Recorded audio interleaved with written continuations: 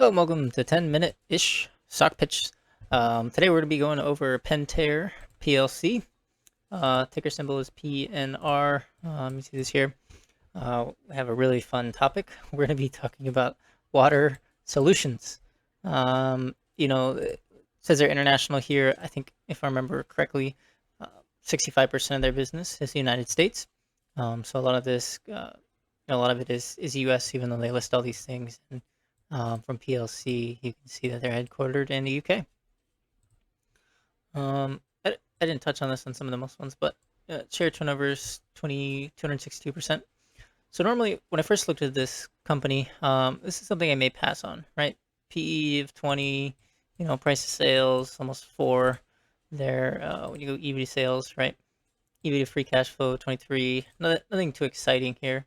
The one part that was exciting is you can see the kind of sequential increase in ROIC kind of interested me.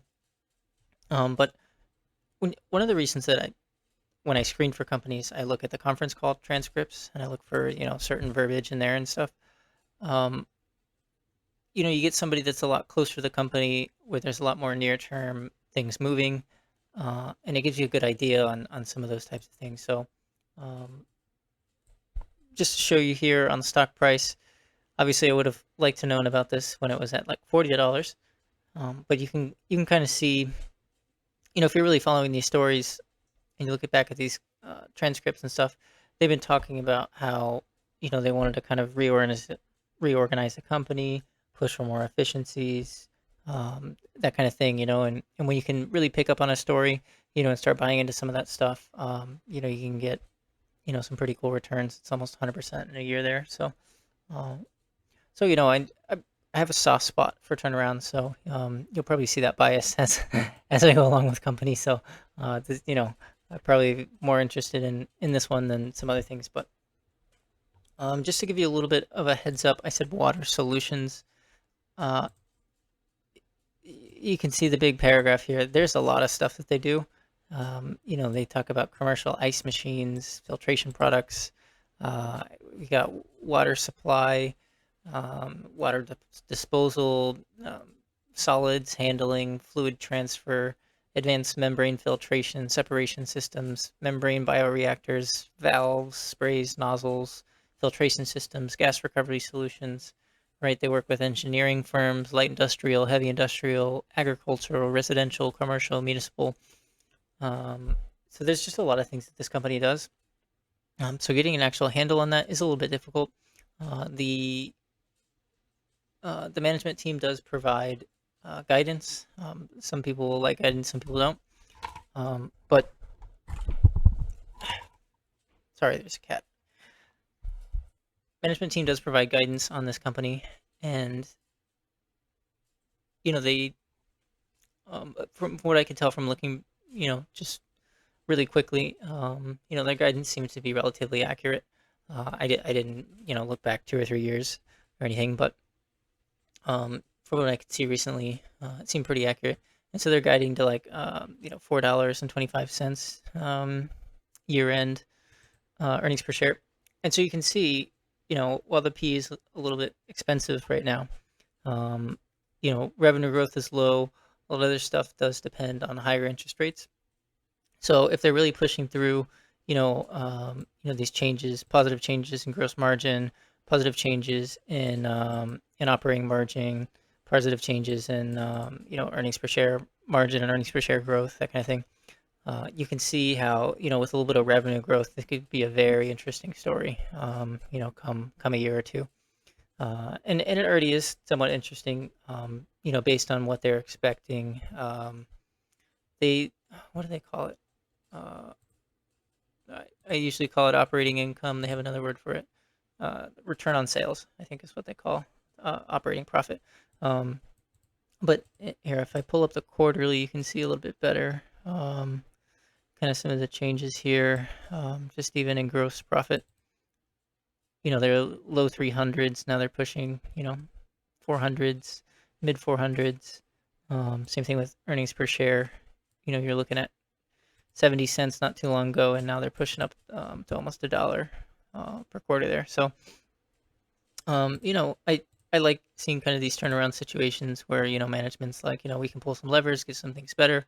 And then once you get all of that work done, you push through a little bit of sales effort and, you can get some 2, 3 baggers. So I've invested in some companies that were kind of like that. Let's go back to annual here. As far as a cash flow statement, I was pretty surprised actually. This company doesn't really spend very much on property, plant, and equipment. They have this other category or whatever, but at seven 700 million in cash flow from operations, I'm not too worried about an average 100 or so when it comes to PP&E and everything. And a lot of these numbers are just from acquisitions here. Uh, this company's they're buying back stock, paying dividends, they're paying down a bunch of debt. Most of the debt they got was from the acquisitions. You can see here. Outside of that, they didn't really use debt too much. I think they're only 1 times, no, 0.6 debt to equity ratio. So not a lot of debt. Pretty interesting story. It's something, maybe if you get a little bit better feel for, or especially if it pulls back a little bit, and you think that the market for these things is going to be good, should be a good thing. Right now, from what I could tell from the conference call transcripts, it looks like they're seeing good growth in the pool industry, which they didn't expect, and they had some bad comps last year, so that's driving kind of a lot of the near-term increases and everything. But they're still expecting operating income margins to be at record levels, and they think they can push that even higher than they are now. So that's a good thing. They don't really have any tangible book value here, so uh, I usually like to see growth in that, which we don't have at the moment. And that could be a quick FS thing. I didn't actually, run those numbers myself. Um, but you can see here return on capital employed here, pretty decent.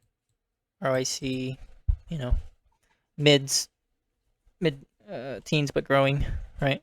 Return on equity high as 20%. They do have a little bit of debt, so that's a little overstated, but it's not that bad.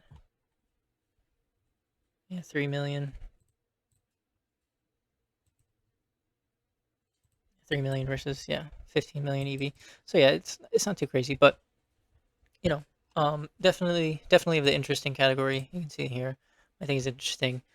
Free cash flow plus growth, about 27% for this company.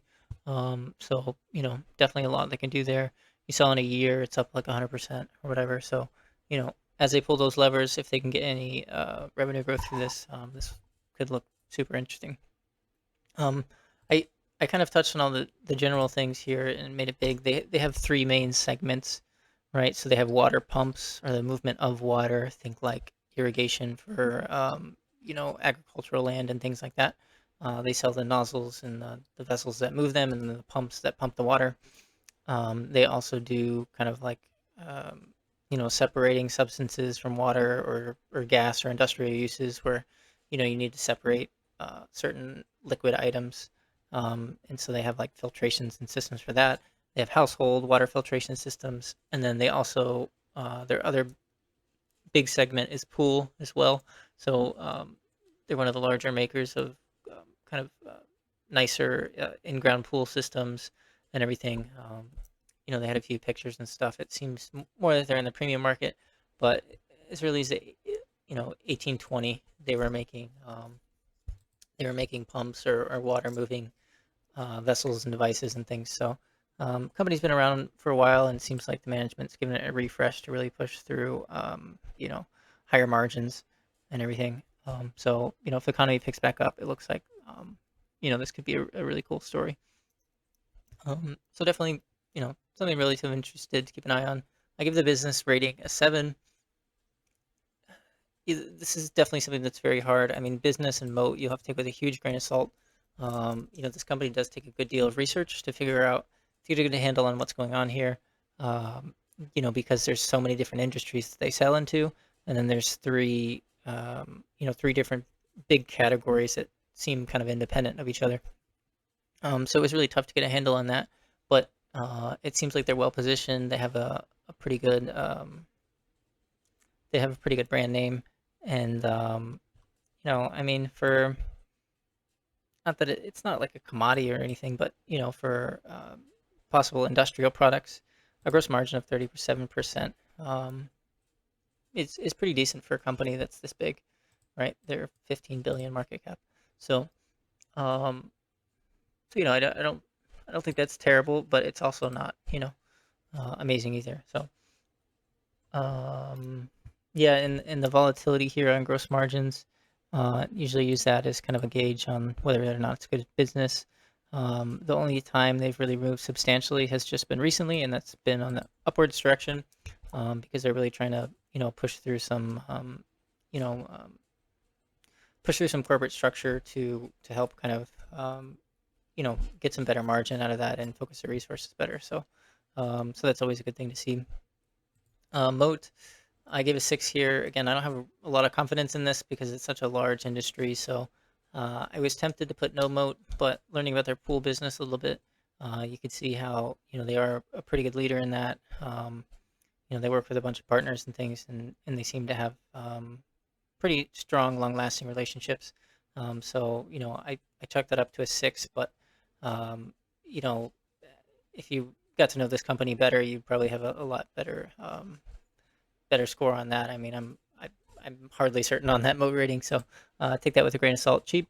It's not necessarily cheap. The only reason it is at a 5, which is probably higher than I normally would put it, um, is because of the fact that I know, maybe I could have done a 6, right?